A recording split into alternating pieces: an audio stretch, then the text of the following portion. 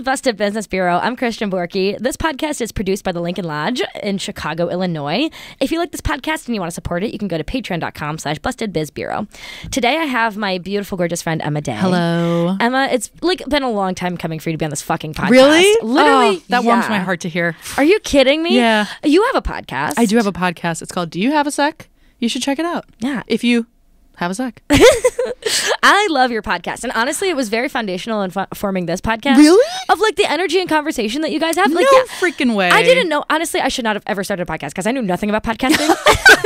So I only had like you and Behind the Bastards and like that's it. And our podcast is just like some girlies talk. It's like very different energy, which is like awesome to know. But this is girlies talking, or at least I'm going for girlies talking, and Yeah. so everything is just like a half-assed impression of like you and Michelle and Eva. Oh my gosh. Wow. That's Yeah. really nice to know. Oh, cool. Awesome. Yeah. Because sometimes I think sad thoughts about my podcast and I'm like, oh, to know that it's, made you want to do your podcast. Ah, Yeah, cool. I love listening to it. Well, I guess I have to do it until I die now. Slay. Slay. Hilarious. Today we're talking about Juul. Amazing. Children, do you remember Juul? I don't think it's cool anymore, but to me, it literally used to be the same functionality word as like Kleenex. Like the brand name represented the whole noun. It's now like vape or pen or whatever when you want to hit an e-cig, but maybe I'm revealing that I'm a dork. But Juul used to be very cool. Yeah, juuling used to be the verb. Yeah. You would be juuling. But now there's a whole bunch of different little guys out there that I don't have any idea what they are. I know. I can't keep up with the children anymore. Yeah, I still do see like Juul pods just littering the sidewalk though, Yeah. which is annoying. I'm like, just smoke a real cigarette at that point. Grow up. You know, if you're going to make waste. Yeah, grow up and put the real smoke into your lungs, Tell me what you know about Juul. Well, so I don't know when they came around. I remember the first time I ever saw like an e-cig ad, I'll tell you, that was when I was on my little Disney band trip in middle school, and there was a e-cig vape that was like the blue, it was called like blue, BLU or something like It's that. always spelled something stupid. Yeah, weird. They have to make a color a weird spelling, And I remember being in my hotel room at, on my Disney band trip, being like, how can you smoke inside? That doesn't make any sense. Like, how do you electrically smoke a cigarette? Wow. Then fast forward to 2017 and Juul like blew the heck up. And I was on a study abroad trip, which is where I like really got introduced to juuling because I was with some friends who were just trying to become reformed smokers and decided that I think juuling was a way to get out of that. So they had smoked and then they got into Juul. Yeah. This is also very like study abroad. You're experiencing the culture around the Right. world and Well, getting into e-cigarettes. Yeah, and people there just smoke real cigarettes, like they just roll their own cigarettes. So I think like juuling, it also was like a sneaky way to do it inside, And now I know like places have rules where you can't do it inside, but that was my kind of first intro was 2017, and it was like big. And then, coming back, it had run rampant here, and it was like a thing of, hitting your Juul and passing your Juul, and if you lose your Juul, that's a really bad thing in Juul culture. The only time I can ever remember like actually being around Juul in a meaningful way was also 2017. Interesting. I didn't go to a lot of dorm parties because I was friends with adults, and so I went to a lot of apartment Okay, parties. brag. But like one of the few dorm parties I went to, like people were passing around a Juul, and I hit a Juul, and like maybe this is just revealing how much of an alcoholic I am, but I felt like nothing, and I was like, why do people do this? This is stupid. I don't feel anything. We talked about this a little bit earlier, but I remember hitting a Juul and being like, this is too spicy for me. A cigarette goes in and it gives you that little like lung tingle and you get that little head high. But the Juul, it was all minty flavored or like a fruit flavor, but it was so spicy in my mouth that I didn't feel anything because I was like, I have to. There was no inhaling. It was just like in my mouth, and I would spit it out because I didn't like it. Well, mine was not spicy because I'm not a wiener, but yeah, maybe spicy is not the right word, but I just remember being like, I too can't much. keep this in my mouth for too long. Yeah. Well, Juul's marketing of itself is that we're talking about all these young people fucking smoking Juul, but the point of Juul, per their marketing, is that it is a smoking cessation device. It is meant to, like your friends wanted to, transition away from normal cigarettes and perhaps out of cigarettes at all. This is not going to be an episode about big tobacco, which I considered making, but I honestly might do like a whole season about it. I don't know. Yeah. But this is about the smoking cessation industry. The global nicotine replacement therapy market size was like $44 billion in 2020. Holy shit. Like, think like Nicorette gum or the patches or whatever. Yeah. Like, there's a bunch of products dedicated to get people to stop smoking. And to me, it's inherently oxymoronic, right? Right. Forgive me for not showing my work here, but it's widely understood that cigarettes bad, right? Cigarettes bad. Uniquely dangerous, addictive. Again, I might do an entire season on the subject. So instead of stopping manufacturing of these products, our solution as a society is to create an industry that gets individuals less addicted to cigarettes. Do you understand? Like, the business model for Juul fundamentally has to rely on the fact that there's an increasing number of smokers who want to quit. Right. Which means an increasing number of smokers. Right. So they're like, stop smoking, just be addicted to nicotine. Yeah, right? It's so much easier, you guys. So otherwise, they literally cannot grow as a business unless there are more smokers. Wow. You know what I mean? Yeah. So if the true intention is to stop smoking, fundamentally that doesn't work with a business model. Like, you'd be starting a nonprofit at that point. Right. And also, I thought in my head the intention of vaping / e-cigs was to do them wherever, which if you're trying to get people to stop, like if you're operating under the guise of stopping people from smoking, making it more accessible is kind of counterproductive to that, like, that mission. idea, you know? Hey, you don't even have to go outside in -5-degree Chicago weather. Just hit your vape inside all the fucking time. Yeah. And that is a problem that one of my friends ran into. She decided to buy a cartridge, like a vape cartridge that had 30% more, like it was a bigger cartridge that had 30% more juice in it. Chunky. And it's a chonky boy. Chonky vape boy. And her reasoning, because I remember her explaining this, was that she was like, it's great, it has more in it, so I'll do it less. Like, I can take a bigger drag and I will be satisfied for longer. I won't have to do it as much at work. And then I'll also save money because I'll be buying it less. Famously impenetrable logic. Exactly. Exactly. And then I saw her about 3 months later and she was like, that was the worst fucking idea I've ever had, because it turns out I was just hitting my Juul more often, buying more expensive, bigger Juul pods more often. Because she was doing it all fucking. She's like, I would hit it on my breakfast, lunch break. She was like, I was hitting my Juul pretty much all day at work. So, yeah, kind of seems counterproductive. And we will talk about that. Let's do it. However, we are going to start by talking about the industry on which Juul is standing atop of, right? Like, I know I said it's not going to be a big tobacco episode, and it's not, but there's important context when it comes to the legality of cigarettes and why Juuls are the way that they are, which is, as your friend experienced, incredibly addictive, right? I'm going to try and keep this episode as clear and concise as possible, but like, people have written full books longer than like every single podcast I've ever done put together. Wow. You know, like on the subject. It's like a very lengthy and intricate history. Okay. So forgive me for, like, you know, there's going to be a lot of generalizations in here and it's a little bit piecemeal, but I hope that my thin telling of the story of like big tobacco-ish hints at the scope of the industry that Juul is, you know, operating from. So here's some questions I want to answer. Okay. Given that the cigarette has no medicinal benefits, is proven to be incredibly carcinogenic, and when used as intended, and is unbelievably addictive, why is it legal? Forgive the naivety of the question, but this seems like the kind of thing that we decided to stop doing as a society. So why are they still around?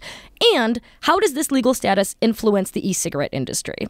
This is what we're going to be talking about in the episode. That's a great question. Thank you so much for asking. Oh, did I mention Emma's a doctor?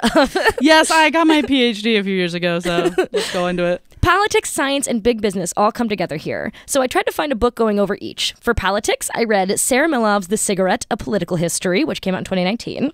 For science, I read, this is my favorite book, and I read this book for fun, and I just love using it on the podcast whenever, but it's Siddhartha Mukherjee's Emperor of All Maladies, A Biography of Cancer. Cool. Oh my God, it's the best Which, fucking you know, book ever cigs written. are all over that, so. Right? Yeah. In section 4, Prevention is the Cure, is where like he really goes over cigarettes. For the business side, I have Robert Proctor's Golden Holocaust, Origins of the Cigarette Catastrophe, and the Case for Abolition. Wow, what a Striking title. Longest book, and I'm so sorry. I don't know where to put this in the episode, and this is already a tangent, and I know I need to talk about the episode.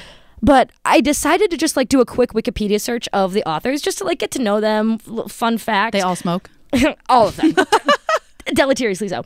Robert Proctor, the guy whose book I just mentioned, his work is astonishing, groundbreaking. He's written other books that I was interested in, so I was like, oh, I want to look up this guy. He's like a boy version of Marie Monique Robin, which is a reference for the podcasters who listen to this episode. Anyways, the cursory Wikipedia search on him has this contextless sentence that is astonishing. Quote, in 2008, Proctor served as an expert witness in a wrongful death suit against Philip Morris, and he used the N-word in his testimony, triggering a mistrial. Oh, buddy. Oops. Oh. You know, I know it doesn't matter, but I am so curious to hear the context of the way that he used the word. So, of course, I looked into it because I was like, what? For sure. From what I gathered, and again, I did not have the fucking time for this. God. It seems like he was called in as an expert witness in this groundbreaking trial, and he was talking about his research that he's done on the cigarette industry, of which there's a lot of like ties to racism. And he's like the kind of guy who reads the N-word out loud, and like, you know, when you're going around in 8th grade and you're reading like Huckleberry Finn, you know, and normally the teacher's like, skip it, and that one kid's like, I'm gonna say it. I'm not going off book. I read the text as the text is. So I think that's what happened. Oh fuck. And it ruined the whole trial. Well, okay, that was a mistrial. I don't really know how legal proceedings work, Me but neither. This trial continued like after the mistrial proceedings happened. Okay. So I think they either needed to get new jurors or like they needed to shuffle something around. I forget what. But importantly, I don't think the plaintiff was black. I'm pretty sure he was white. Oh boy. So it's like, why did you do this? He was just like, a word I would use to describe this person is. And the judge was like, absolutely not. You know. No. So the judge had said it's prejudicial to hear like the context of racism in the cigarette industry and then also hear the N-word, I think was like the reasoning. Weird. Well, because if you assume if there's racism in the industry, you know, that they're probably using that word. But like, again, the plaintiff was not black. Yeah. I don't think. Yeah. So okay. It's just like, why, Robert? Why? You're fucking it up for everybody else, buddy. I'm sorry. That is not a good introduction on him, but I thought that was like too crazy of a sentence in a story to not include in the podcast. Yeah. I want to again emphasize his work is unbelievably good. I'm sorry to you, Robert.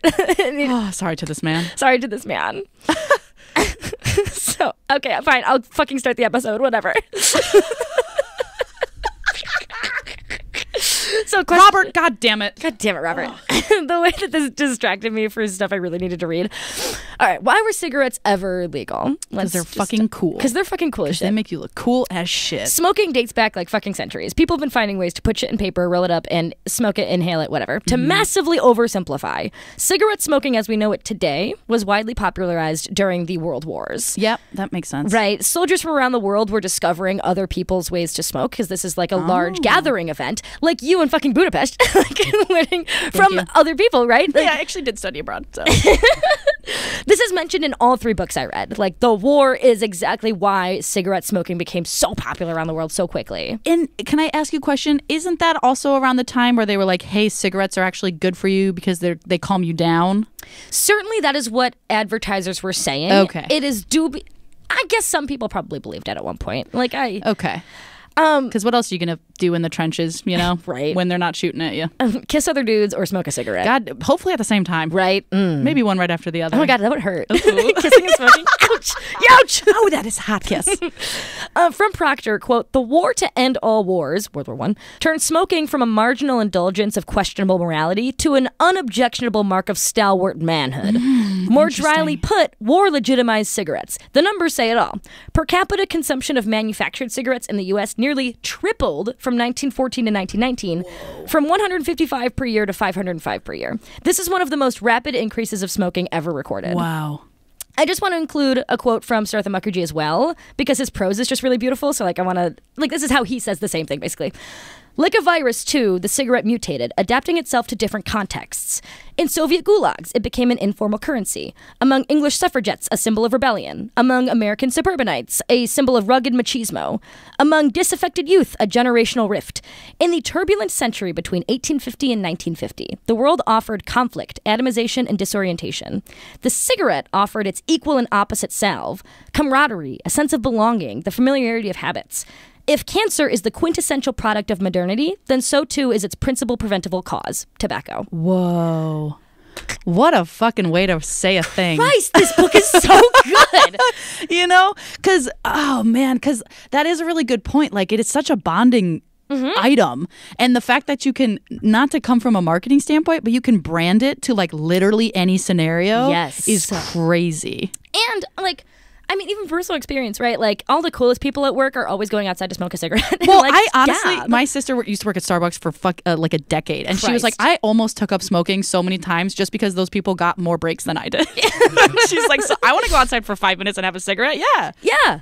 it's just like this weird moment of human tenderness and connection where you just like offer someone else a cigarette. Sharing a cigarette. Yeah. It's just like something that genuinely is something bonding, especially in this culture that is atomized and disorienting and like difficult to make friends and whatever. Hilarious that you say getting a light, because I literally started carrying around a lighter in college. Not because I smoked, but because I was like, hey, if a pretty girl needs a light, I can provide that for her. Did you read Neil Strauss's The Game? Like, what's wrong with you? Things we do for love. Aw. So Sarah Milov talks a great deal about tobacco farmers in the U.S. government, especially around the wars. Classifying the industry as essential, the U.S. government authorized the inclusion of rolling papers and tobacco in troops' rations. Whoa. Right, so when the Second World War presented another industrial crisis, the government stepped in again. Britain had stopped importing U.S. cigarettes, and to conserve its own war effort, like they stopped importing cigarettes. Yeah. So the U.S. government bought volumes equivalent to the UK export market to protect its own farmers. So literally the government was like bankrolling private cigarette companies and like tobacco farmers, right? Shit. Because this was already such an important product by the end of World War II. Yeah. You know what I mean? Yeah. We were paying for it to be in soldiers' rations. We were paying, farmers who were taking losses because of the war. Like, and again, I'm going through so much history here with just like the biggest fucking brushstroke. But Yep. Like that's... You're not even talking about slavery and all that shit. And, right. Plantations and... She talks about how the government's been bailing out tobacco farmers since the 30s. The federal price support system began with the 1933 Agricultural Adjustment Act. And like they continue paying out farmers until like 2014. Like... Whoa. So... Returning to the question of why it was ever legal. Circling back to the war, during this time, we had the financial incentive to like keep the tobacco agriculture industry alive. And also, we didn't know a fucking thing about carcinogens. Yeah. Like you said, it is like marketed at least as this healthy thing. Everybody does it. And we did not even have a functional FDA at this point. Well, yeah. You know what I mean? Like we didn't have the FDA until like 1936. And if you want to hear more information about that, check out episode 5 of my Monsanto season called Bovine Growth Hormone. Yeah, you should just really listen to that whole season. It's pretty phenomenal. Not to toot your horn for you. Are you okay? I don't know. Smell toast. Tobacco was excluded from the Pure Food and Drug Act of 1906, the Wiley Act, right? And came instead under the rule of the miscellaneous tax unit of the Bureau of Internal Revenue, and then later the Bureau of Alcohol, Tobacco, and Firearms, unregulated from a public health point of view. Of course. Because you put stick in mouth, light stick, it goes away, you're done. Yeah. No, nothing else happens. It was not classified as a drug for a very long time. Well, I guess, as a common man, as I am, like if I were back then and you didn't know anything about it, I wouldn't classify it as a drug either. It would be like a consumable, like a like toast, like bread, And even though there were a shit ton of people like obviously experiencing the symptoms of cancer, one would say bravely. The thing is, it was so common that it was like saying sitting causes cancer. That's what Mukherjee says in his book. Because everybody did it and only some people get cancer, right? Because not 100% of people get cancer from smoking. Right. Or some people just like die earlier or whatever. It's impossible to see that linkage. We'd only discovered carcinogens like accidentally in the 1700s because like young chimney sweeps kept getting scrotal cancer, which is like two rare events that then people were like, oh, look, not a lot of people are chimney sweeps, not a lot of people get scrotal cancer. The fact that this is happening to all these kids, like... there's a correlation. There's a correlation. Mm-hmm. So it was unscientific, it was 1700s, like whatever, but like... Scrotal cancer? Yeah, like the soot or whatever, they're like... I have actually no idea how to describe it. Okay, yeah, we can talk about that on a different episode.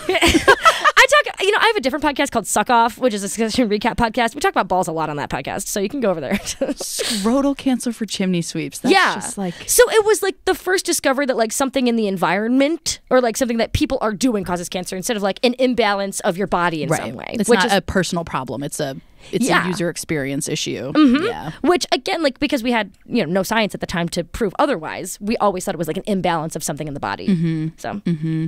Anyways, that is in part why it was not regulated by the FDA, because it's like, well, why would it be? It's fun. We all love this thing. It's fun and we all love it. Yeah. So its unregulation, its cultural prowess, and increasing profit power did not ring any alarm bells to stop or regulate it. And so blasting through way too much history, lobbying, scientific denying, etc., cigarettes have been like grandfathered into society. Yeah.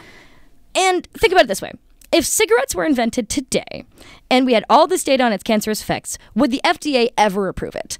And as much as I dunk on the FDA on here, the answer is like absolutely fucking not. Okay. You know I was going to say, maybe. Maybe. No, they wouldn't. And let's get into part 2. Why are cigarettes still legal then? Yeah. Right? Like they've been grandfathered in, obviously, but like what's going on here? Starting in the 40s and 50s, we had like replicable hard studies that came out about the linkage between smoking and cancer. Okay. Like 40s and 50s, all the science was like suppressed, denied, whatever. Like, again, big sweeping history here. But the government and public have both known for a long time that they're carcinogenic as fuck. So why are they still legal? While we've had some attempts to regulate cigarettes, like including warning labels, limiting advertising, etc. The gross pictures on the boxes. Yeah. They've functionally, again, been grandfathered into society, but because they are regulated, they need to therefore be defined, okay? We generally define a cigarette as a tobacco product that is rolled in paper and smoked. Okay. Right? That's generally what a cigarette is. I would agree. So what if you're trying to make a product that is safer than the average cigarette? Let's say you invent... this is honestly going to be such a galaxy brain thing here. Let's say you invent a cigarette that has significantly less nicotine or like higher oxidized paper or whatever that will be scientifically proven to cause less cancer than normal cigarettes. The thing is, our country only allows for cigarettes to be sold as they are. When you make something slightly less dangerous than a cigarette, but isn't a cigarette, it has to go through its own regulatory process. No way. And since smoking is already so fucking dangerous, the safer alternative will never be approved because it's still incredibly dangerous, even if it's like 10% less dangerous than actually smoking. That's crazy. You know what I mean? So even though you're like improving the product that already exists, they're like, you know what? We've had so much trouble with these cigarette things. You know, it's just we're not going to even allow a different thing in. Yeah, because like, then you've invented a new thing that isn't defined as a cigarette. Yeah. You know what I mean? Oh, and what would we call it? Juicy sticks. Tasty smoky tabs. We can get some heads together. We can work on something better. I don't know why I was going British. I was going to call them silly winks. Silly winks. Yeah. Or you know what? Let's just use the F word. Let's just make it a product. You know who does use the word fags in his book is Robert Proctor. Oh, and he would. He was talking about the war. He's going to ruin a whole bunch of people's lives. He's like, they were in foxholes getting lit by the friendly fire of fags. And I was like, he's reaching, Your Honor. Yeah. Sir, I actually would like to have a word about that one. And what were they reaching? What kind of fags were they reaching for? I'm saying. I'll tell you. So, I have a follow-up question. Circling back to this idea that safer cigarettes are impossible to be made like legal from Proctor, I think he like clarifies it in a very like clear way. Whatever. There's an ugly irony here. Cigarettes that are not deadly enough may not be classified for regulatory purposes as cigarettes, especially if they don't contain and burn tobacco. Electronic cigarette manufacturers often include small amounts of tobacco in the product just to guarantee that they'll be classified as cigarettes and not as inhalers or some kind of drug device. Wow. Right? Okay, do you understand why I'm going through all this fucking history to get to Juul? I do. Well, you have to give respect to your elders before you talk about the babies. So. Dude. So... that's from like a legal perspective. Wait, so they don't even need to include tobacco in the vapes to have it be like a nicotine vape. They just put the tobacco in so that they don't have to reclassify themselves? They do not. So they derive their nicotine from tobacco. Yeah. That is, I think you can manufacture nicotine in a different way, but they have to do it from tobacco. I really respected my DARE officer, so that's why I don't know anything about this. I also, again, I'm a 25-year-old podcaster. Please do not trust any scientific thing I say on here. However, this I've spent a lot of time looking into, and I'm like pretty confident in the thing I'm saying. The exact specifics of the science of like what goes into the Juul. Of the juices. I cannot say that I'm being accurate on. Okay, perfect. Me neither. So that is the legal standpoint of why e-cigarettes are the way that they are. Crazy. But additionally, when we're thinking about like quote unquote safer cigarettes, from a PR perspective, Proctor offers the following, the following quote. There was like a company called Liggett and the Arthur D. Little Company who had worked together to create a safer cigarette, a palladium cigarette, which I can't be fucked to explain the science behind. Proctor goes into the science and how it's safer in his book, but whatever.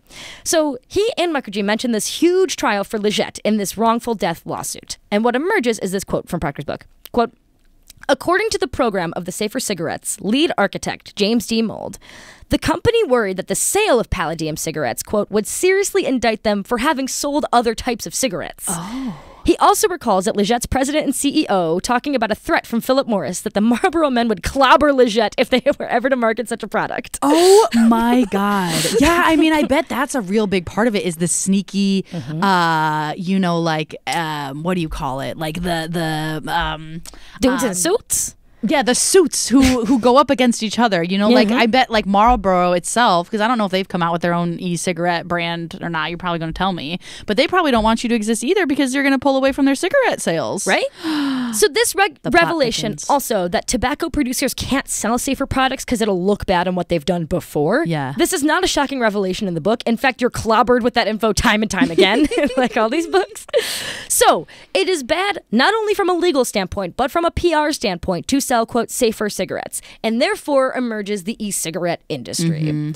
But let's answer the question of like, what do you mean? Like, what do you mean? What is the actual status of the FDA regarding regulating cigarettes and e-cigarettes? Because this also took me a long time to understand, and I still honestly have a tenuous understanding because I'm a little dumb. Me too.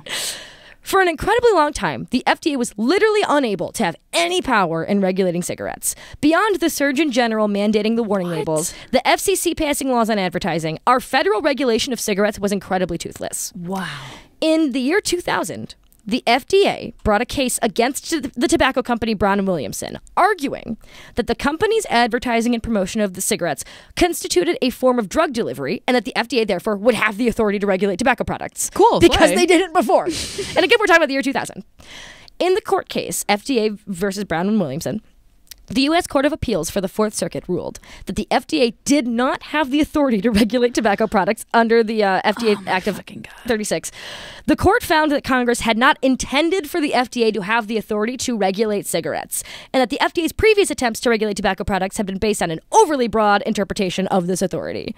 The decision ended the FDA's previous efforts to regulate tobacco products at all. Jesus Christ. But then, at least in 2009, the Obama administration founded the Center for Tobacco Products wing of the FDA, which is the first time that we've ever been allowed to like actually fucking regulate tobacco crazy because products. Obama, smoker. Right? And hid it. It became politically unfashionable to be a smoker, and so he tried to hide us. Wow. Right? So, what does it mean to actually regulate cigarettes? Because they're still dangerous, they're still this, they're still that. So, literally, like, what are we talking about here? The answer is in warning labels, developing guidances and regulation like age of sale, and enforcing the rules. And so when I read enforcing, I thought, okay, how does the FDA enforce anything? Like, do we have little FDA cops running around snitching? Guys. They're like snatching Juuls from 14-year-olds. Like, no, Hey, you get that out of your mouth. I'm so disappointed I in am you. so mad at you right now. So practically, this means the following, quote, enforcement of the law. This is from the FDA website. Enforcement of the law is one of the most important ways the FDA regulates e-cigarettes. Since 2016, the FDA has issued more than 8,000 warning letters to retailers, both online and in brick and mortar retail stores. You better not. You better not. It literally, it's a letter that says, you better not. And then so did you follow up with those guys when you sent them the letter? I'm sure a bunch of people are bad at their jobs at the FDA who was like, oh, what? In September 2018, the largest coordinated enforcement in the agency's history, the agency issued more than 1,100 warning letters and initiated 131 monetary penalty complaints to retailers who sold these cigarettes to Wow, minors. how about that? There's only like a bazillion convenience stores in the U.S. We have 131 of them. We got them, guys. Taking them down. Dude, what? Because when you say regulating cigarettes or tobacco, I'm thinking the ingredients. Like, I'm thinking you're going to make a change to maybe make people get less cancer, which would be cool. Nope. But it doesn't sound like they're doing that. No, not at all. Are you kidding me? No. They're like, well, you just better not have them. You just better not be under 21 and have them. Look, we're just going to put all the temptation in front of you, and you better not take a cookie off that plate. Very literally that. Wow. Which, again, that would require a whole season of, like, big tobacco and government interests being aligned. You should do it. But because when you're saying, like, the Congress people did not make it available for the FDA, because, yeah, of course not. They're all getting paid off by big tobacco. Exactly. Here's another way in which the FDA enforces. Okay. Quote, the Federal Food and Drug Administration regularly conducts undercover inspections of tobacco retailers to determine whether they're adequately preventing sales of tobacco and nicotine products, including e-cigs, to individuals younger than the minimum legal sales age. During these inspections, a trained underage consumer working with an FDA inspector attempts to purchase a tobacco product. If the underage consumer is successful in purchasing the product, they issue a warning letter. Oh, you better not. I swear to God. Not. The name of the retail stores inspected and the result of the FDA inspections, including the warning letters, are publicly available on the FDA website. Wow. And like that's it. Like, so it's like an FDA guy and his niece go into a corner store. I have 8 bajillion questions on who the underage kids He's are. like, Rebecca, You try to buy that Juul and we'll see what happens. Or they're like, Sam, you want to make some money this Tuesday? Yeah, Sam, you want to be able to get reimbursed by the FDA? Come hang out with me really quick. How do they find these? I wish I could have been an FDA child. Yeah, and what's the training? Right? What kind of training goes into that? Are they given context? Is it just like, just go in and try to buy a Juul? How old do these kids look? Yeah. Are my tax dollars funding the secret Juul purchase? I'm curious. Whoa. Because I would like to then have the Juul, if that's possible. Maybe I can get used to it. Yeah, what do they do with it after they purchase it? They throw it out? They stop it. He just lets the kid keep it. It's like, that's yours now, kid. Yeah, you earned a treat. Yeah, you keep it. It's fine. It's not that bad for you. I wonder if there's like a 21-year-old FDA agent who's like, you'd have to have do it. You'd have to have like 10 to get cancer, so you're fine. You got 9 more lives. You're good. Oh God, maybe they scout him from like the Disney Channel website. I actually was an undercover narc for my uncle this weekend, so that's how I got this Juul for the party. I'd put it on my acting reel immediately. Oh my God. Drink to that. I'm available for more undercover work if you are having auditions. I had my Tito's and water in my mouth. I couldn't laugh. Oh my God. I also picture like the FDA enforcer being like a character from The Big Bang Theory, you know? Yeah, where they're like, "Are you a cop?" And he's like, "Not technically, but." I heard a whole laugh track when you said, and technically not. Not technically, but yeah. Oh, that'd be crazy. Wow. Well, they're working hard. Sounds like it, sort of. Oh my God. Honestly, the fine folks at the FDA do work hard. Yeah, I will continue to dunk on them. I know. I feel like they don't have that many guys, you know. They're no CIA, I'll tell you that. They're incredibly under-resourced. They are declawed by the government in many ways. Also, that Brown v. Williamson thing that I mentioned, like, also hurt the EPA because Poor EPA. It was like supposed to be about like how cigarettes cause environmental damage, and then like I don't know, it was a whole thing. I did not read up enough on it, but it was like like collateral from this fucking lawsuit. Yeah. Also, I know. Like, not to go way back to the beginning of the pod, but can you imagine, like, getting out of World War II and then getting on a plane and just, like, having people smoke on a plane? Right? Ugh. Can you imagine, like, literally going to work and, like, everyone smokes in the office? Yes. You know what I mean? I cannot imagine being in that environment. Okay. And we're not that far removed from that, No, you know? we're not. We're not. Let's bring it back. Back to Juul. So, we are now going back to Juul. And I'm going to part 3. I'm moving on to part 3. Let's do it. However, before I get to part 3, let me start with one of the most damning quotes from Emperor of All Maladies. We've been talking abstractly about the industry for a while, so I want to rate it in with this piece showing the personal effects of tobacco usage. Mukherjee is a clinical oncologist who has borne witness to like the most horrific effects of the industry. So I like including his quotes because he's such a good writer. Quote, "It is difficult for me to convey the range and depth of devastation I witnessed in the cancer wards that could be directly attributed to cancer smoking. An ebullient, immaculately dressed young advertising executive who first started smoking to calm his nerve just had to have his jawbone sliced off to remove an invasive tongue cancer. A grandmother who taught her grandchildren to smoke and then shared cigarettes with them was diagnosed with esophageal cancer. A priest with terminal lung cancer swore that smoking was the only vice he'd never been able to overcome. Even as patients were paying the ultimate price for their habit, the depth of denial in some of them remained astonishing. Many of my patients continued to smoke, often furtively, during their treatment for cancer. I could smell the acrid whiff of tobacco on their clothes as they signed consent forms for chemotherapy." A surgeon who practiced in Britain in the 70s, a time when lung cancer incidence was ascending to its macabre peak, recalled the first nights in the wards when patients awoke from their cancer operations and walked around like zombies through the corridors, begging the nurses for cigarettes. Oh my God. Oh, bleak, man. Yeah, like... Whenever I read an anti-smoking thing, it's like, did you know that like 50% of people who take up cigarettes will like die of cancer? Or, like, 70% of adults who do this, and like it just doesn't feel as real as like an actual description of like anecdotes, right? Life is just stories, and that's what's also so good about the book is like it's this clinical science, and then it's these anecdotes and it's whatever. So it's just like devastating. I feel like also the effects of smoking don't catch up with you until they do. And so when you see like a young hot person smoking a cig, of course it makes me want to smoke a cig too, because I'm like, wow, they look so fucking cool.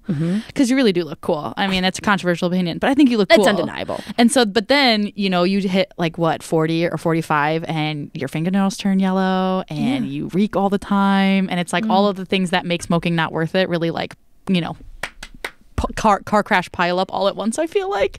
But then you also have those people like my grandma who smoked for 40 years straight and then quit cold turkey, and then she lived until she was 97, right? Which is just like crazy, which is also like understandable. As much as you can clown people in the past for being like, how did you fucking not notice? It's also like you have people like your grandmother who are just like, I smoked for 40 goddamn years and nothing happened to me, and she wouldn't die. God damn, isn't it so funny when you have older relatives who just refuse to fucking die? Yeah. They just have like the worst lifestyles, and then I'm like, wait, maybe does it actually make you live longer? But then the guy gets his jawbone removed and you're like, well, maybe not. Yeah, no, it certainly does not. Certainly does not. Yeah. Oof. So the reason for the roadmap of the episode thus far is because cigarettes' legal status does directly impact why e-cigarettes are developed and marketed in the way that they are. We wouldn't be talking about Juul this way if it wasn't for this history. Mm-hmm. So let's talk about Juul. Let's get into fucking an hour into this episode. Adam Bowen and James Matses founded this e-cigarette company in 2005. They briefly did a THC and loose leaf tobacco thing with it. Ooh. They sold it off, and Juul was founded in 2015. Right. It only took 2 years. Yeah. Holy shit. In 2007, I'm going to talk about their LinkedIn profiles for a second because it's my favorite thing to do on this podcast. Each of them have these like lengthy, flowery reviews over the course of them being like CEOs, co-founders, whatever. It's like, he's a leader, like he does things right and he gets it done and da-da-da. But each of their first review on LinkedIn is from each other. And so James writes on Adam's, quote, Adam gets things done. And then Adam writes on James's, James love coffee. Oh, they're just two guys being dudes who like each other. Right? And LinkedIn is a site like meant for people to suck each other off, but for what it's worth, quote, the Juul guys were sort of Silicon Valley types who are not used to having people be suspicious, said a former administration official who met with them last year. I think, honest to God, they view themselves as having a harmless product and at best a life-saving product for smokers. Oh, so they really were. It's like the Keurig guy. He's like, I'm doing something good. Yes. And now they're looking back and they're like, oh, fuck. So, yes, all of this is like flowery and beautiful and so millennial. Adam so like coffee. Adam like coffee. Like they're very funny and they're like relatively chill, seemingly cool dudes that create a product that they sincerely, I will give them the benefit of the doubt, believe helps the world out. But let's interrogate the claim deeper. Since the FDA currently regulates e-cigarettes as cigarettes, not as any other kind of drug inhaling device, by literal design, these things have a certain amount of addictive and destructive chemicals. Otherwise, they would not be classified as cigarettes. And per the FDA website, quote, these products use an e-liquid that contains nicotine derived from tobacco, as well as flavorings, propylene glycol, vegetable glycerin, and other ingredients. The liquid is heated to create it doesn't matter. Yeah. So even if these founders had the best intention in mind, which again, I'm giving them the benefit of the doubt, which I don't ever do on this podcast. Meaning like they thought they were creating something that was going to help people smoke less? Yeah, exactly. Okay. Even if all of that is true, they are still confined by the bounds of history of the tobacco industry to make this a fucking busted product that's addictive as shit. Yeah. Right? Yeah. Like, even if you think you're doing something good, you by design cannot do something anything good. Where it's like inherently addictive, like, because you're never going to get in the design of your product, you're never going to get away from that. Yeah. So it's like, you could also argue maybe they thought like, well, people aren't smoking these bad cigarettes, they're smoking our e-cigarettes, which aren't proven to cause as much cancer or whatever. Right, like we don't have the rat poison. You know how people are like, there's rat poison in cigarettes and shit like that. And they're like, well, we don't have that. But it's like there's study after study coming out, like especially as more youths are doing it and whatever, like the data is not all there to my knowledge. Again, 25-year-old podcaster who does not understand science, but it's like every day there is another fucking study coming out that's like, yes, vaping is just as bad. Yeah. You know. Well, and my question also is like, I remember with Juul the big thing was the flavored pods, because my friend loved the mango pods. But did nobody ever try to come up with a flavored cigarette? Oh, I think they did. Okay, because I was gonna be like, that seems like a fairly like, if you had a grape flavored cigarette, like that'd be fucking cool. They did like menthol cigarettes, which I think is a different flavor, but like they did not. Minty was always kind of like a thingy. Yeah, okay. Ugh. As mentioned in the beginning of the episode, the smoking cessation industries rely on the fact that there need to be more smokers to quit in order to grow the business.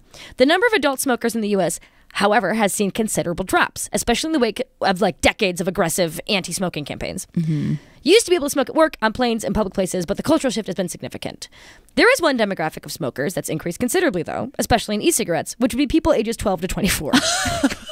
I was going to say toddlers as a joke, but it's kind of true. It's very that. Jesus. So these smiling angels who are like, we just tried to make this product.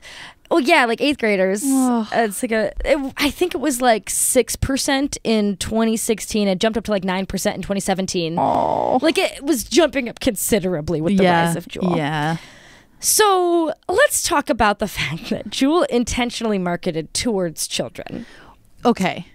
I have one more thought about we're doing something for good, though. Yes. I will just say it feels like, one, your product is addictive. So, like, you know, there's that. It has the addictive properties in it, even though you're trying to make people smoke less. But also, like, you've invented a company that operates on profit. So, like, you're not... inherently in your business model, you're trying to make money by selling as many of your little thingies as possible. So even if you're trying to help people smoke less, you're like, but also still keep buying as many as possible. Yes. That just kind of seems also, once again, my favorite word, counterproductive. Yes. And so it is counterproductive and does not match up with the data that we have because there are less adult smokers. Yeah. So how do you grow your business? Kids. Literally, getting new smokers, which are usually children. Jesus. So Mara Healey, and the Attorney General from Massachusetts, sued Juul on behalf of Massachusetts. Thank God. As attorneys general Someone's got to do it. Juul purchased ad space on Nick.com, NickJr.com, 17.com, allfreekidscrafts.com, cartoonnetwork.com, hellokids.com, and fucking Cool Math Games. Not Cool Math Games. What? Right? What were their commercials like? It wasn't, I think. Or it was like online? It was like digital ads? Like a banner ad. Okay. I think they had like some commercials, all of which featured people clearly under 30. You know what I mean? Yeah. Oh my God. So that just starting off, not a great look. Yes, really bad look. As the kids say, not a good look. Once again, you're trying to make the world a better place, intentionally targeting kids with your little addictive sticks. Let's read more about this complaint that she lodges. Okay. From 2015 through the end of 2018, the age verification process on Juul's website consisted of the following. Let's talk about it. Oh my God. Juul prompted prospective purchasers to submit certain personally identifying information, name, address, date of birth. Juul forwarded this consumer's personal information to Veritad, a private company that like does stuff like this. Veritad attempted to match all or some of the consumer's information to a person of the minimum legal sales age in its database, which consisted of information drawn from governmental records and other sources, which is crazy a private company can do this. Yeah, what the fuck? Like, how do you get access to government records? Listen to the BetterHelp episode. Okay. Okay, if Veritad was able to locate a sufficient match of the prospective purchaser to the person of this minimum legal age status in its database, it would return a pass or fail to Juul, respectively. Okay. If Veritad returned a fail to Juul, rather than decline the person, Juul asks you for an alternate address. Hey man, that one's not working. Do you have another ID I could use? Quite literally that. So then she gets into it more. It's quite tedious in this AG report. Okay. But as a result, this is what she writes. Of these lax requirements, underage consumers could pass Juul's age verification process and purchase e-cigarettes directly from the website simply by using their parents' name, home address, and approximate date of birth. Even with these lax requirements, Veritad reported to Juul that only 70% of prospective people passed the process. Mm-hmm. Juul repeatedly sought to make changes to the process so that more people would be able to pass. No fucking way.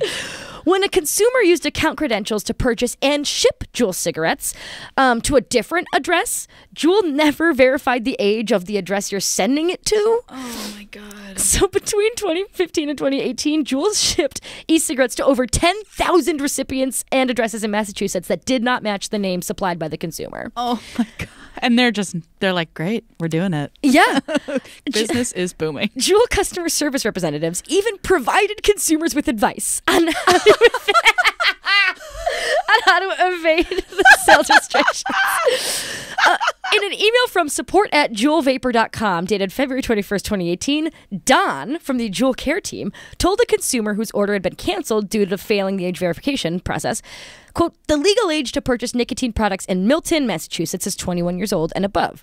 If you have friends or relatives in Quincy, Massachusetts, you may use their address as a shipping address for your order. No way. Juul also delivered e-cigarettes to recipients whose names were clearly fabricated or intentionally omitted, such as, quote, prepaid gift card, gift recipient, and pod god.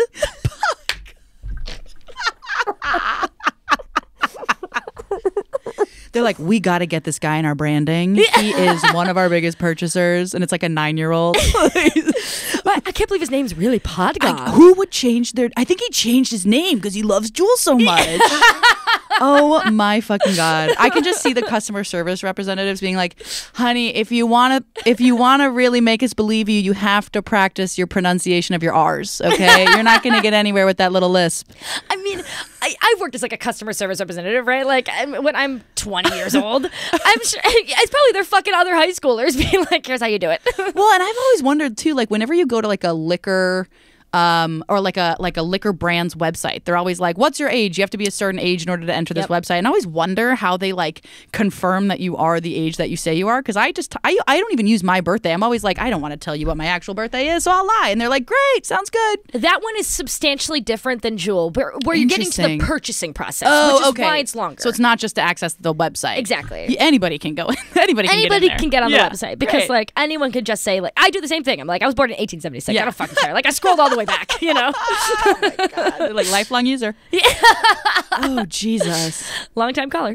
But yeah, when you're actually purchasing the product, like that's why it's like this 3-step verification process or whatever. To actually, like, I thought for a second you were fucking Juuling because you put something in your mouth. I ripped a cuticle off, so my thumb's just really bleeding right now. But I don't have a Band-Aid, so I'm just sucking my own thumb off. I totally thought you would. I was like, I'm like, yeah, fuck those guys. Anyways, what were you saying? Oh, God. Beginning in 2017, Juul began conducting its own secret shopper investigations, like the FDA. And during these inspections, so they have like authorized retailers, right? They sell like I don't know, fucking Kmart or like the Marathon gas station. Come and go. Yes, come and go. During these inspections, Juul determined that underage consumers were able to purchase Juul e-cigarettes at many authorized retailers in Massachusetts. Nevertheless, they continued to authorize the retailers anyway, after they failed, in some cases, multiple inspections. Well, those are their best guys. Those are the top salespeople. Are you kidding me? You're going to take your biggest scorer out at the knees. Come on.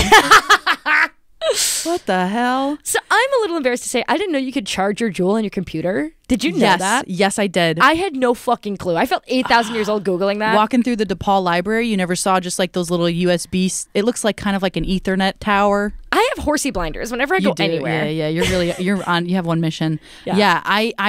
I've seen those sticking out from laptops, from like it's always funny when it's like an iPhone nugget, but like in an outlet that's really close to the ground. Because I've seen people be like, careful, my Juul's charging. And you're like, come on. I'm kicking it now. Come on. Yeah, I'm going to punt this little guy. I never have interacted with people like that. I think I'm just not cool. I don't think I've ever been cool. Right. Well, sure. That's true. I am really fucking cool. So yeah. I don't want to brag or anything. So what does all of this mean? I mean, like, pretty obviously, Juul aggressively targeted youth smokers as a growth model for the business, right? This is seen in lawsuit after lawsuit, settlement after settlement, which I should have talked about on this podcast, but like I was so deep in those 3 fucking books I mentioned, and those books are long. Yeah. So I want to talk about like the trajectory of Juul. Okay. Overall? Yeah. Let's do it. So the company functionally lasted from 2015 to 2022. Well, because I was going to say, didn't they recently become illegal or something like that? We'll talk about it in like 1 second. Let's do it. In December of 2018, Altria, which is one of the world's largest cigarette manufacturers, like basically Philip Morris, but I guess they're not because they're going to do a merger, but they're not, but like they're functionally the same. They used to be Philip Morris, whatever. This Altria bought 35% of Juul for $12.8 billion, 2018. Whoa. According to Wells Fargo, the deal valued Juul Labs at $38 billion. Oh my God. At the time, Juul only had an annual revenue of $2 billion, and they bought a building in San Francisco in 2019 for like $400 million. However, 2019, youth smoking hits its peak. People are investigating Juul. Kids are getting sick. Shit is going crazy. All the things listed previously like start coming to light. Mm-hmm. According to Reuters Health, between 2018 and 2019, the use of Juul vaping devices doubled among young people ages like 18 to 20 and more than tripled ages 21 to 24. Wow. So people were stressed. What was going on at that time? time? Many wars. Those boys in Foxholes. The wars of 2018. On October 31st, 2019, Altria announced that it was writing down $4.5 billion of their investment. Altria cuts Juul's valuation to approximately $10 billion in 2020, and then to in half. Yep. Wow. $4.3 billion in March of 2021, $1.6 billion by March 2022, and ultimately $450 million by July 2022. Whoa. That's 3.5% of what they started with. Well, I'm happy that Adam, who loves coffee, got out when the getting was good. They got out in like 2020. They were actually ousted. Oh, okay. They were, should I say replaced? They were probably given like a nice package or whatever, but like then they put in a Philip Morris executive, or maybe it was an Altria executive, like some fucking cigarette dinosaur. One of those fucking guys. Yeah. July 2022, the FDA briefly banned Juuls in the U.S., but then they suspended the ban because Juul was like, "We're suing. This is unconstitutional. Yeah, like, you can't do this. people inhale the vapors. Let people inhale the vapors." But they're like maybe filing for bankruptcy right now. Like they're on the ropes. They are not doing good. They are worth basically what they paid for that fucking building in San Francisco. Yeah. Well, and now there's so many competitors. Yeah. Like the what's the one that everyone's doing? Elf Bar. Elf Bar. Yeah. I was gonna say this stupid little name, but what is that dumb little name? They all sound like they're like a yoga company. Like what's the name of the new name? Altria. Altria. Yeah. Altria may cause, like, it sounds like a prescription drug company. But yeah, now, and I've seen those other ones that are like they look like a tube kind of with a mouthpiece on the end. I don't know what those ones are called. It's probably something with like too many vowels. Yeah, if like I had to guess. Oola. It's got ooh. This is my oola. I talked to a friend recently about this episode, that I was going to do this episode. And before I really knew what shape it was going to take, I was like, oh, it's going to be about Juul. He sort of scoffed at the idea that Juul was a busted business, right? Interesting. I can't remember exactly how this conversation went because I was drunk. But I'm pretty sure it went along the lines of like, the science isn't there to prove that youth vaping is either as disastrous or like it's on the rise or something like that. Right? So what I want to say to that, to conclude this Juul part of the podcast, is this.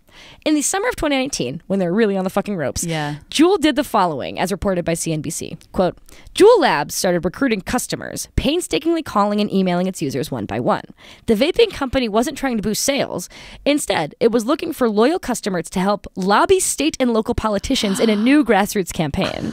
The goal was to find people willing to sign petitions, meet with lawmakers, testify at public hearings, and tell the press about their success in using the company's devices to make the switch from cigarettes.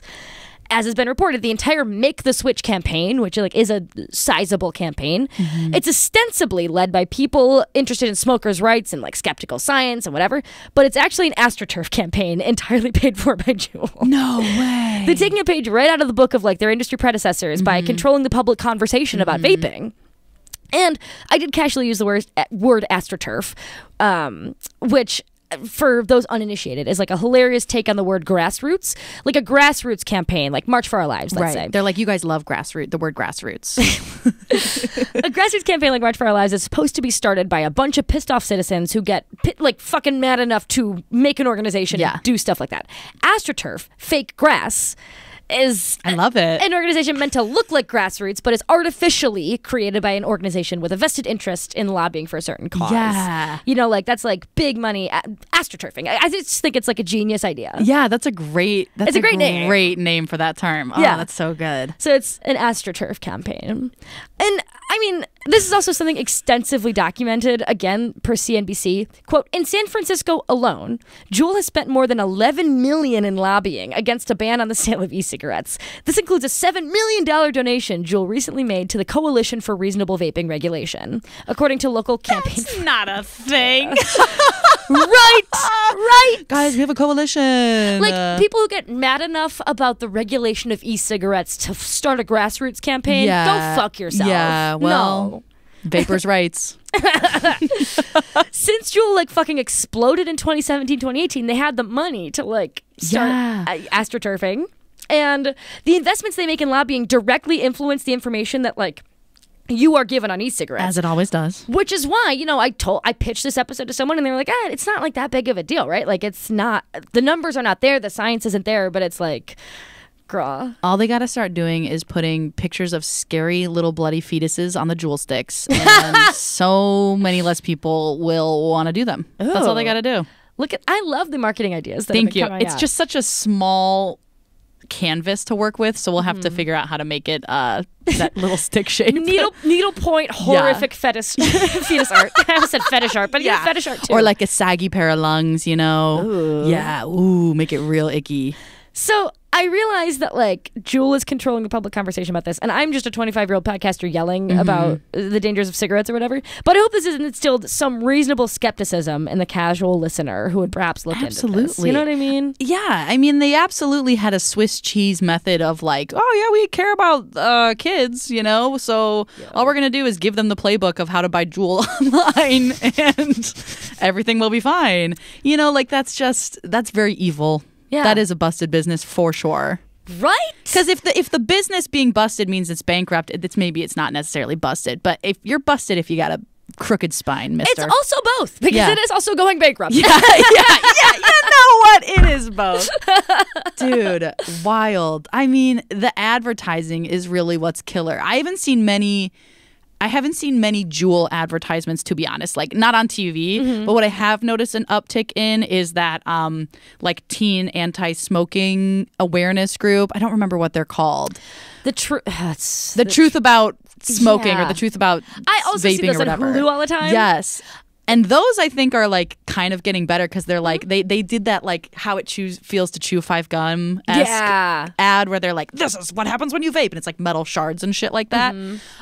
So I think that would work on me, to be honest. Juul also notably pivoted away from like TV commercials and stuff like that and paid influencers and like YouTubers. It's also hilarious to go through this Attorney General document because it'll have like a picture of Miley Cyrus and explain who Miley Cyrus is. Miley Cyrus pictured left. Yeah, literally that. And it's like she appeared on Hannah Montana and like Juul paid her X amount of money to like promote Juul in like some of her Instagram videos. Oh, I wish Hannah Montana Juuled. Yeah, right. It would make her a lot more relatable.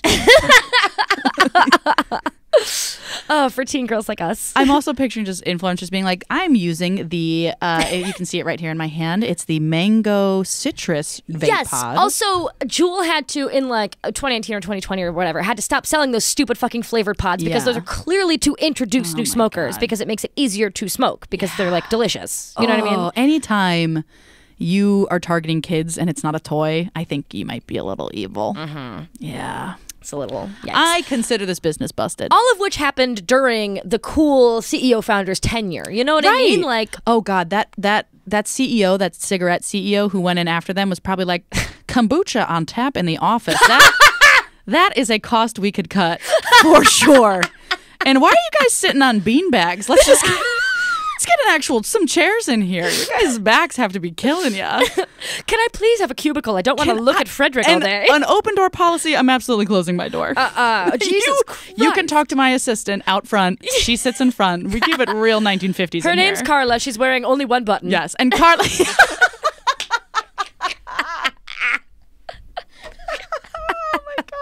And I'm taking out the sensitivity pods. Yeah. You guys don't need those anymore. Why do we have these videos with 23-year-old actors saying that I can't say yeah, I can't call a woman toots anymore? Look, here's the thing. I'm cutting the sexual harassment training, okay? We've got to cut costs. This is a sinking ship. I'm sorry. I know we've been doing the bit for too long. It's so good, though. It's so good. I also wonder, the fact that, I know we're trying to wrap it up, but like the fact that they're like, you can't prove that it's bad for kids. Right? They're like, you can't prove it. But literally, since your company, in the 7 years that your company existed, kids were having like strokes and shit because of your product. Like, that kind of seems pretty indicative of a little rough. The fact that you're evil. Are we the bad guys Are here? we the baddies? Somebody writes it on the whiteboard in that stupid little... Adam like, I love coffee. I can't be baddie. I drink my coffee black. For what it's worth, I once again think that the industry Juul is built upon is fucking nutty and wacky. And it's a symptom of a cultural illness that we think that in the face of consuming this bad thing, cigarettes, the solution is to consume a good thing, Juul. You know what I mean? Like, well, yeah, because you can't consume a gooder thing, right? Because it doesn't exist. We literally legally cannot have that. Put more eloquently by Proctor, quote, unquestioned in all of this is the ideology of consumer sovereignty. The presumption is that consumers should have unlimited choices when it comes to what kind of products they consume. It is the myopia that leads us to encourage cessation of consumption while ignoring opportunities in the realm of cessation of production. Consumers are encouraged to stop consuming, but producers are never discouraged from producing.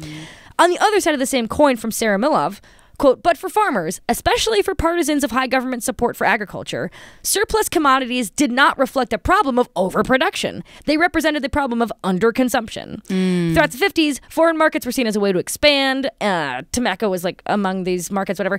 So it simultaneously maintained the solvency of the U.S. price support programs, like as it was, whatever, it doesn't matter. I butchered the quote, I don't care. So, at no point does anyone ever say we need to stop making cigarettes. We need to stop making e-cigarettes. So we just need to, like, regulate them or change the way that people consume them. Yeah. Or, you know, in the face of this, you know, huge history of tobacco, it's like, now we make a good product that, like, is less bad than tobacco, you know? And the rules kind of say, I mean, well, one, you're not incentivizing anybody to create anything better because legally you can't. Right? So, and also, like, if it's a consumable product, which, you know, tobacco is harvested and dried, so it lasts a long fucking time. And the rules say that all you have to do is market it a different way in order for it to be considered legal. Yeah. Like, and adding on top of that, the car crash of the 1960s, Mad Men executives marketing on Wall Street, like everything is just like, hey, man, it's your choice. I mean, yeah, it can be bad for you, but it's up to you. Yes. And so it is even more damning to me when people are like, just quit. Like, it's smokers' fault. Like, it's individuals' fault or whatever, when this is just like a monstrous system. We're not making you smoke a pack a day. Yeah. To me, that is like not the right focus, right? Yeah. Of like all these anti-smoking campaigns. Like while it's important, you know, like it's important to get information out there, whatever. The ire being directed at individuals for smoking cigarettes instead of like this horrible structural sickness that we've all lived under for so long. Like, that's... Well, now we're all like, well, yeah, of course cigarette companies are bad. You know, like, we know that. But also, it's fucking addicting. So, like, if your ad campaigns are like, hey, just a reminder that these are bad for you, like, that's not going to really help someone be like, you know what? Today is the day where I stop doing my little thing that makes me happy in the morning. Yeah, because, you know what would stop them from doing that? Like, not being able to buy it at the store. Yeah. You know, like, because it's not there. Yeah, but also, you know, like, our country is really sticky with the, like, you can't tell me what to do whole thing. Yes, and that is why the book that Proctor wrote is called The Case for Abolition of Cigarettes, because when you talk about like prohibition, people think of like prohibition of alcohol, which did not go well. Yeah, that was awesome. That was dumb. I probably would have like... We tried. It didn't work. But... it's so different. This is also an argument that I've like thought about in my head before I started this podcast, because I was like, I believe people should be able to drink. Like, am I kind of a huge fucking hypocrite here? Right. Because I don't think people should be able to smoke. Oh, interesting. And the thing is, like, used as intended, which at least like companies will tell you, every alcohol business is also like a terrible busted business, right? Like, I'm not saying that the industry is good. You're also targeting kids most of the time, probably. Yeah. Well, the thing is, alcohol doesn't target kids, and nowhere in the ads do they target kids. And again, when used as intended, scientifically, it's been proven. I've just listened to a podcast about this that was completely unrelated. Like, people who drink 1 or 2 drinks a day are fine. People who smoke like a pack of cigarettes a day, like, usually get more addicted, like it's a snowball effect or whatever. People using cigarettes as intended is incredibly dangerous. You know what I mean? Like, alcohol consumption is just not the same. Binge drinker, very dangerous. But like regular drinker who's not addicted, whatever, like... Yeah, and you know, your body is like designed to filter out alcohol, which like with carcinogens, I don't think your body's designed to like take care of those for you. At least not on a big scale, right? This is a part of science that I don't understand. Yeah, so I don't get it. I mean, if there's a scientist who listens, please let us know. Let us know in the comments what our bodies can do. I'm curious. That is just wild. I mean, I think you should do a whole season on like things that the ATF monitors, because you could put firearms in that season and that would be really interesting. You're blowing my fucking mind right now. Because guns, to me, I'm like, it's the same thing of like anything that, you know, really is intentionally made to take people down. The advertising is so fascinating. Yeah. It's crazy. You know, they're making hard Mountain Dew, just because we're talking about alcohol not being marketed to kids. Let's hear it. They're making a hard Mountain Dew product, which is like, you know, like it's like hard kombucha. It's like alcoholic Mountain Dew. Do you think it's gonna be delicious? I think it might be yummy.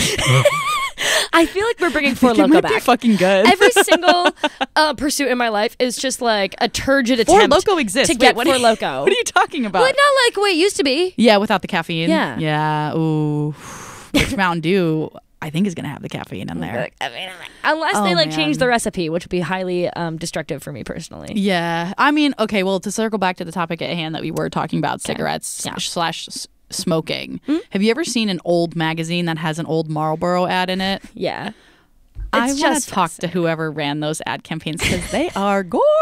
My God, are they sexy? It's like a muscle car or a horse. And there's a hot man. And they don't even have to put a cigarette in it. You just know what they're talking about. Right?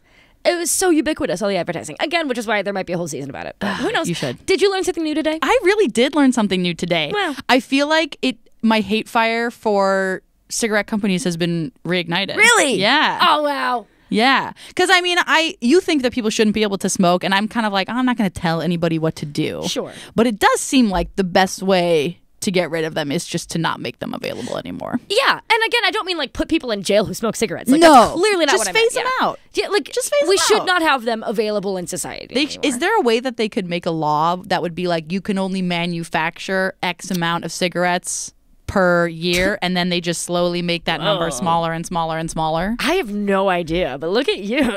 I'm putting you on the seat of Congress. The only thank you. I'm glad somebody said it. The only thing is currency, you know? We're going to have to give prisoners something else to haggle for. You said currency like I knew exactly what you were talking about. Well, you brought up the gulag prisoners using it as currency, so we're going to have to give those guys something else. I think Mukherjee brought up the gulags. You brought it up first, actually, so I'm not that out of pocket. Wow, crazy. Burn it all down, I say. Yeah, all right. Well, Emma, do you have anything to plug before we get the fuck out of here? You can listen to my podcast. Do you have a sec? It's coming back. It was on a summer break, but new episodes are coming back. I host that with two of my coworkers, Michelle and Eva, and it's just a little joyful thing to listen to. And otherwise, no. You're the first person in a while who's had anything to plug. Really? Nobody ever plugged Cool. shit on my Check podcast. out that podcast and then follow us on Instagram too @Do You Have a Sec Pod. Yeah, that's it. Okay, well, yeah, that was Ben Busted Business Bureau. Thank you so much for having me. This was awesome. Oh my God, I'm so happy you fucking came on the podcast. So cool. I'll definitely see you again. On the podcast. I mean, soon. I'll see you again. Oh, 2 days, let's fucking go for it. Let's do it. Oh my God, Kissy Sissy. Oh, Kissy Sissy podcast would be incredible. I was also going to say listen to my girlfriend Allie's episode. Oh yeah, that's the Center for COVID Control. Oh, by the way, Allie and Emma are dating. Allie's. I was the one who was sick in line at the Center for COVID Control. We're pretty sure. Did you have COVID? No, but will we ever know? You probably did. I probably did. Wow. I was like, not talk about what we were talking about, but like I was very, very sick and for like days. For days. Yeah. I got that kind of sick where like your skin tingles, you know, like shirts are irritating to your skin because you're Jesus just so Christ. Sick. Yeah. And I just watched all of the Pirates of the Caribbean movies, which was great because I hadn't seen those in a really long time. Did Allie get to go to Florida? Allie did get to go to Florida. The second she tested negative, she's like, bye. And I spent 5 days in our guest bedroom. Well, this is very, very enlightening. Yeah. For repeat listeners of the podcast, you are being rewarded. Check out that episode. My other favorite episode of this podcast is the Lockheed Martin episode with Danica. That's a 5-star episode. So check those two out. They're great. Okay. Well, thanks for plugging my podcast on my podcast. I will see you directly after this. Cheers. Let's go hang out. Let's go have a drink. All right. Bye-bye. Bye.